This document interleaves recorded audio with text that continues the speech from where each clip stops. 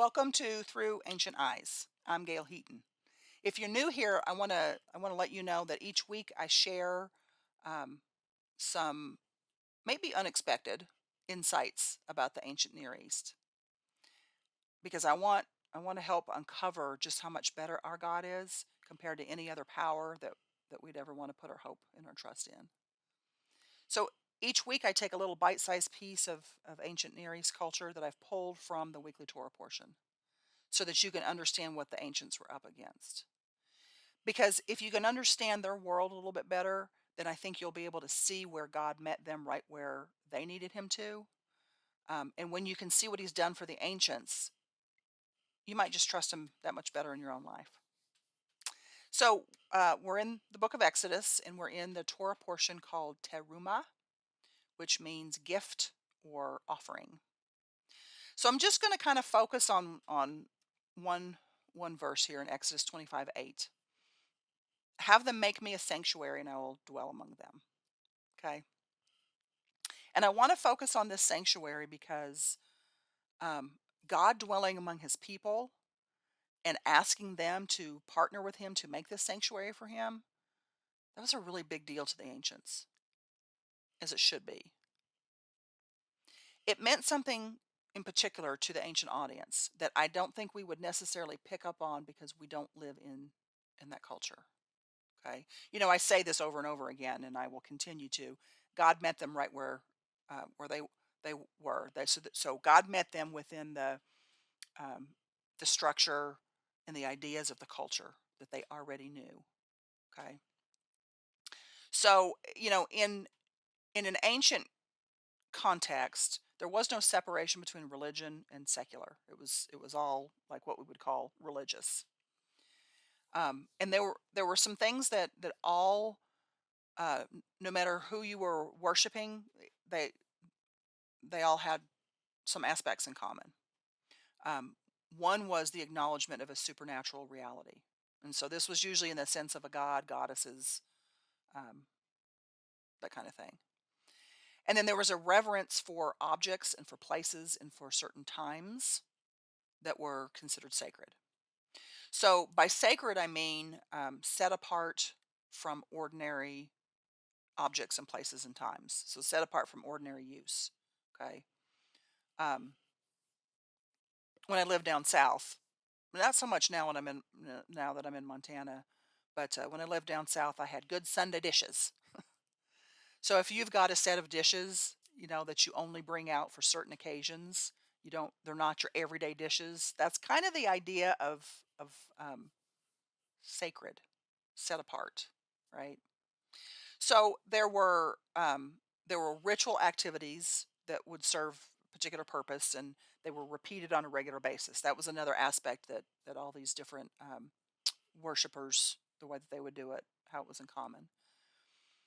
And then, of course, the worshipers had to adhere to the stipulations that would have been revealed by the deity.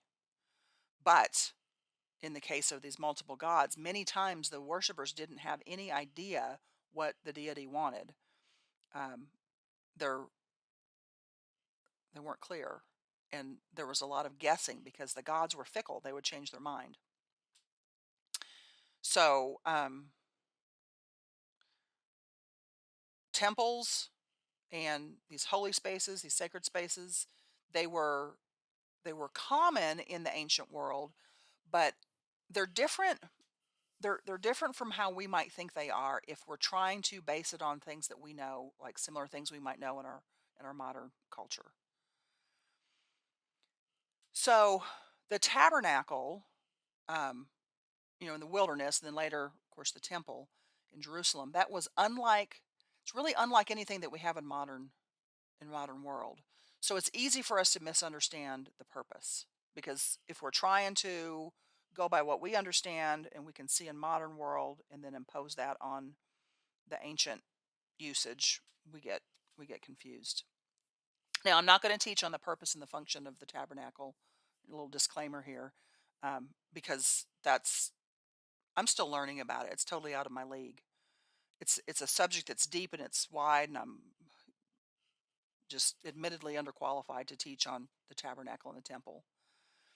I wanted to narrow down this subject enough for simplicity, um, but include enough information for it to be meaningful. But I erred on the side of simplicity, mainly because I'm still learning. But if you want to learn more about the tabernacle and the temple, then I would highly recommend that you read or listen to or watch um, Dr. Dina Dye, John Walton, Cortez, Rico Cortez, um, Ryan White, Joseph Good. There's others too. So when I've been thinking about the tabernacle, what's up with the tabernacle? There's some things that I've kind of wondered. So it's got an elaborate design. Um, okay, so should I compare it to the mosques that the Islamists have built? Um, you know, it had restricted access. So is that like the secret chambers that I've heard that Mormon temples have? And then there's like a lot of rituals to it, right? So is that like the rituals of the Catholic Church? See where I'm going with that? I actually don't have any experience with the Mormon Church, uh, Islamic mosques, or the Catholic Church, so I can't even compare. You know, I can't even compare that. But I think that a starting point shouldn't even be what can we see in our modern life that we can compare to the tabernacle.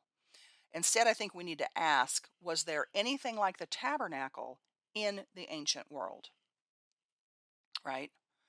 So I did learn that in the ancient world, they all had temples for their gods. And these temples all had similar characteristics to God's tabernacle. So, what I want to talk about today is a unifying facet that was central to all of these ancient temples. Okay. And that's the idea of space as being sacred space. Okay. An area that's set apart by habitation of a deity. Okay. So, what I hope to show you is how God's tabernacle was different from sacred space in the ancient Near East in some very specific ways, and how this shows that his space speaks uniquely of his mercy and his love toward us, and how his sacred space demonstrates that he wants a relationship with us, and how it hints at our purpose in the world. Okay? So, let's dive into sacred space in the ancient world. The Dictionary of Biblical Imagery defines sacred space this way. It says, sacred space is a place where God is encountered in a special or direct way, by virtue of which the very place becomes holy and set apart from ordinary space. It is a point of reference to which people return either physically or in memory. Some sacred places are the site of once only encounters with God, while others are places of perpetual visitation. Okay?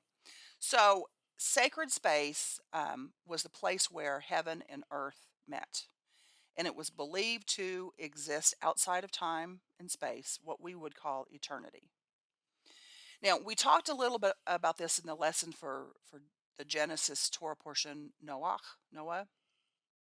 where I introduced the idea of the Tower of Babel being a ziggurat. If you haven't seen that lesson, check it out because there's some interesting information there about these a lot of these temples and what they were meant for in the ancient world and how different God's idea is. So it was the presence of the deity that made this space sacred, and all of the architecture in the space that was carefully designed to represent the sanctity of the site as well as to preserve the sanctity of the site. The spaces were called houses, and again, were the point of contact between humans and divine. But not all humans. For most in the ancient world, it was only special people, priests and priestesses, not not the common folk. So, Dr. Dina Dye has a book, The Temple, or a series, but this one, The Temple Revealed in Creation, and a lot of information that I am going to share with you, I got from that book, and she explains that the ancients they thought of the cosmos as God's original sacred space, and then creation as His temple, which is a really interesting. That was interesting for me to learn that at first. That's how the ancients saw it. Eden was also considered sacred space. Um, that was the place that God chose to live after creation. And Eden was said to have its own geography that was separate from the rest of the world. So outside the sacred space of Eden, um, that's where God is not. Okay. And that's because he chooses not to be there. So outside of Eden, that was considered to be a place of unpredictability. It was the place that needed to be like brought under dominion, right? As in be fruitful, multiply, fill the earth, have dominion, and rule over it. Okay. Make it like Eden, basically, is what that's saying. So God's abode, that was considered to be in the heavens, right? In the cosmos, but it was also considered to be in Eden, his abode, in Eden pre fall. So that makes the two connected. And, God being omnipresent, that means that he's in both places at the same time. So there were many sacred spaces that emerged later after Eden, and some of them were for the God of Israel, and some of them, of course, were dedicated to the pagan gods. Sacred space was also um, it was understood to be the place where a god rested. Okay, but rested because they were tired from their work and they needed to rest. So here's the first difference that I want to point out. Our God never grows weary or faint, right? And we hear it in Isaiah 40:28. So let me read that. Do you not know? Have you not heard? The Lord is the everlasting God, the creator of the ends of the earth. He will not grow tired or weary, and his understanding no one can fathom. He gives strength to the weary and increases the power of the weak. Okay? So God's seventh day of rest, the Sabbath, that shows that his work has been accomplished. Okay? So in his case, bringing function and purpose to the created universe, right? Not that he's tired and he needs to rest. So that's a big difference. And also in the ancient world, a king was said to be rested and seated on his throne when he successfully had gone to battle to defend his territory. And this would include defending against the raging waters of chaos that we've talked about before. So when we remember the Sabbath, we remember it as an act of loyal acknowledgement that our King is on his rightful throne. God makes both space and time sacred. And the fact that he makes time sacred, that would have been different and unique among the gods. They may have had sacred space, but they didn't have sacred time.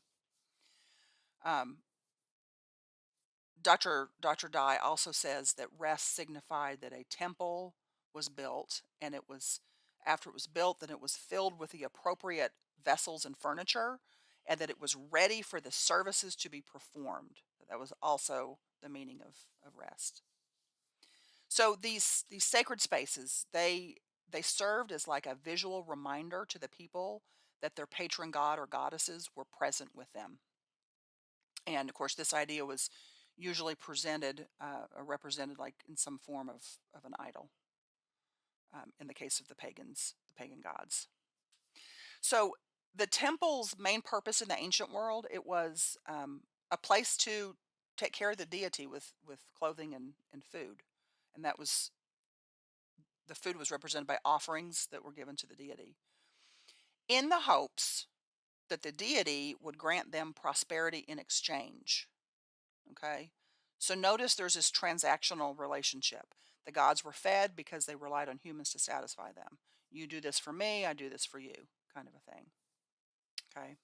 But the worshipers actually didn't have any guarantee that their gods would even respond favorably to their efforts. And so here's another major difference.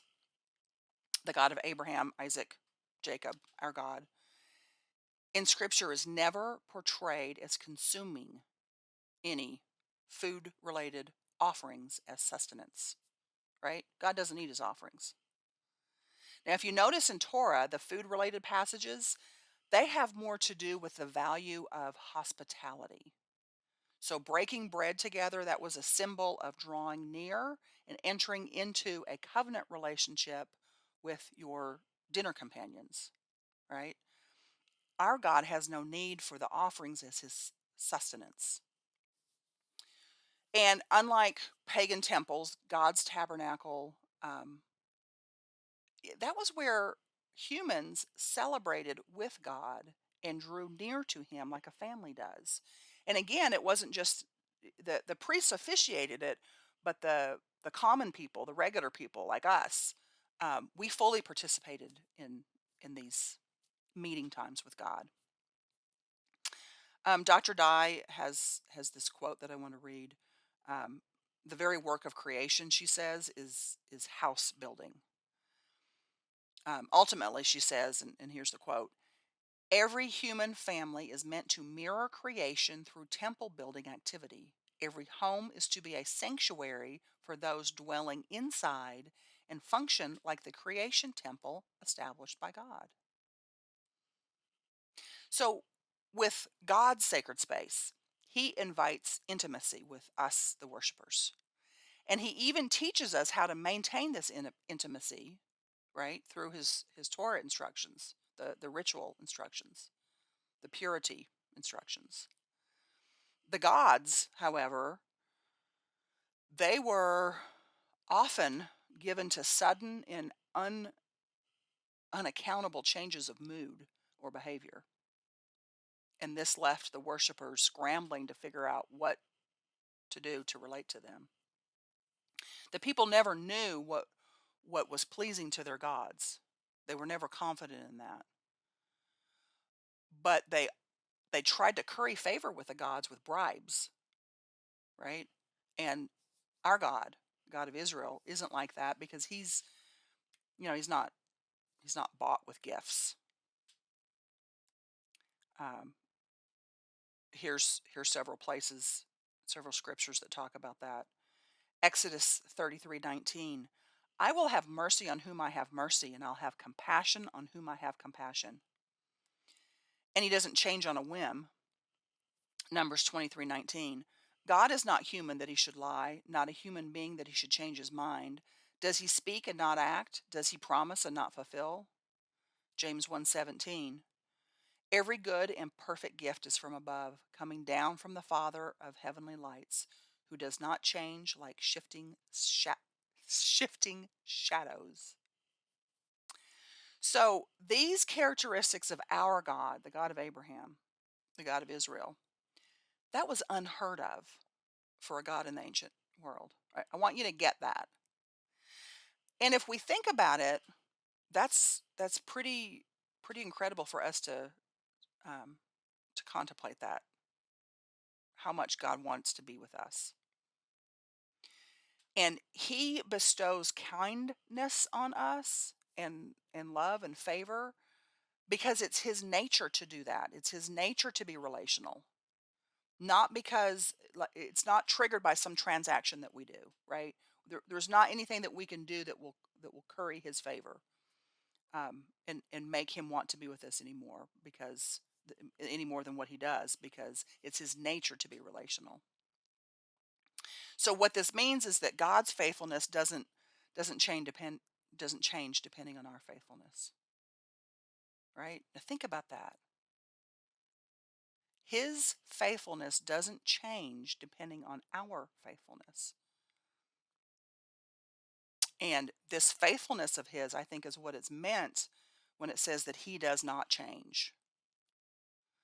Malachi 3:6 says, I, the Lord, do not change. So you, the descendants of Jacob, are not destroyed. Psalm 105. For the Lord is good and his love endures forever. His faithfulness continues through all generations. Psalm 102:27. But you remain the same and your years will never end. His nature, that's infinite, right? All he is today, all he has always been and forever will be.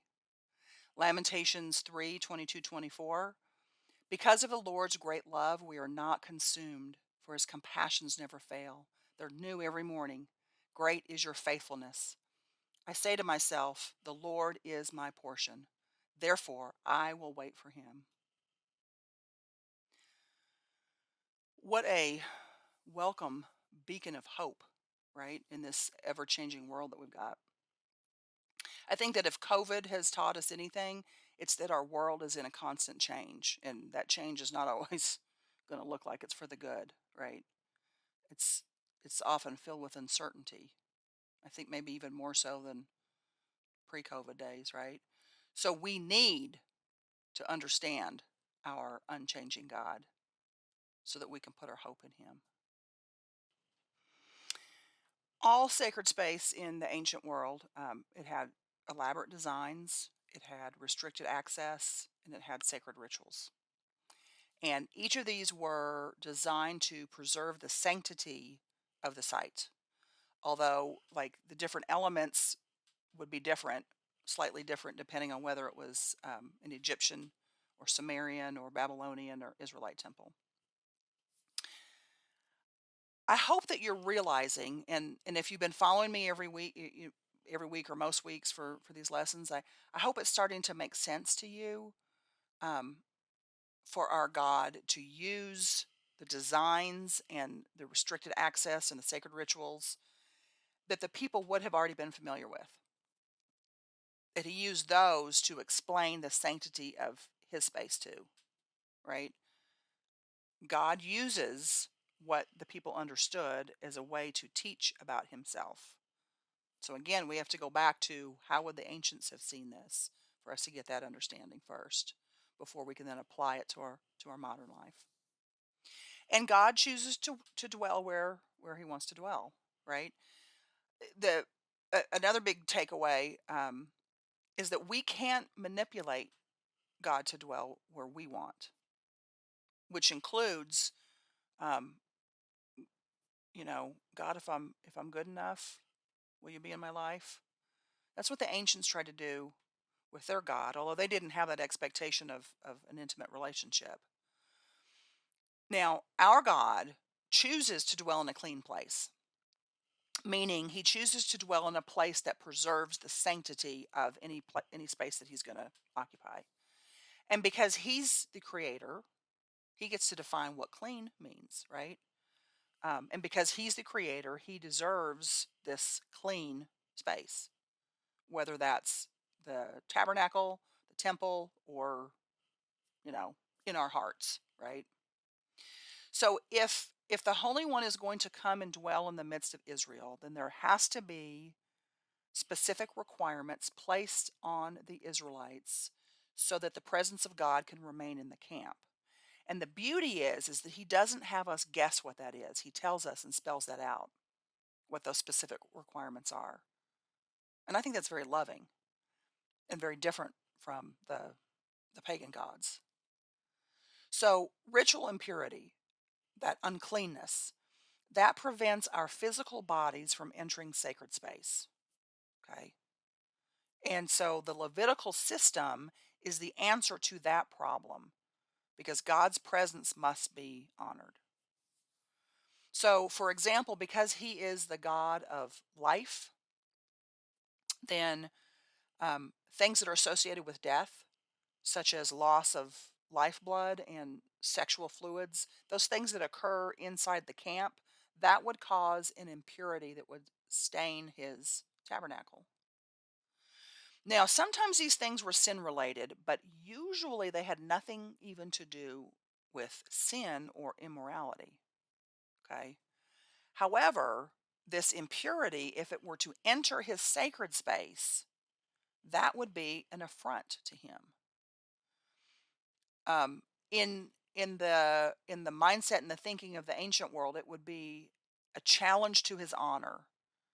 Okay, so it needed to be attended to.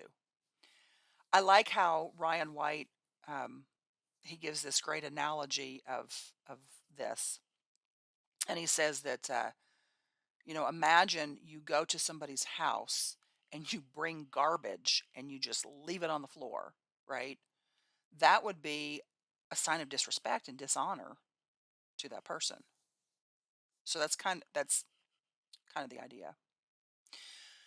And what's beautiful is that our God makes provision for his people to return to this ritual purity to then be able to have this fellowship with him in his sacred space.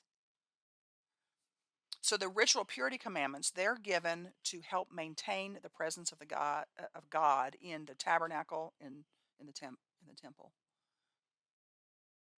And so what I want you to hone in on is that God wants to dwell with us. He wants to take us back to that garden relationship. He wants that intimacy with us. So I've only given you like a little small sample of some of the aspects of sacred space in the ancient world. Um, there's so much more to this subject, and it's really a fascinating subject on its own. But I think it also helps us to understand holiness. You know, I hope that this gets you interested in wanting to learn more. Um, and again, those names that I gave you are good, great sources to learn more about this. Biggest take home message: our God went to elaborate lengths to dwell with us, knowing that we're going to have ritual impurity, right? And his holiness is so infinite that he has to somehow reduce himself to be with us in this tabernacle temple structure. But he longs for us to return to that intimacy that we heard about in Eden, that walking in the cool of the day together. And I think he gives us glimpses of this every day if we just like would open our eyes, our ears, our hearts to experience it. And may we learn what it is to have a clean space for him, our bodies as the temple, and may we do so that we can, that he will dwell with us, right, to the fullest extent. So I will see you next week in the next Torah portion, and until then, be blessed.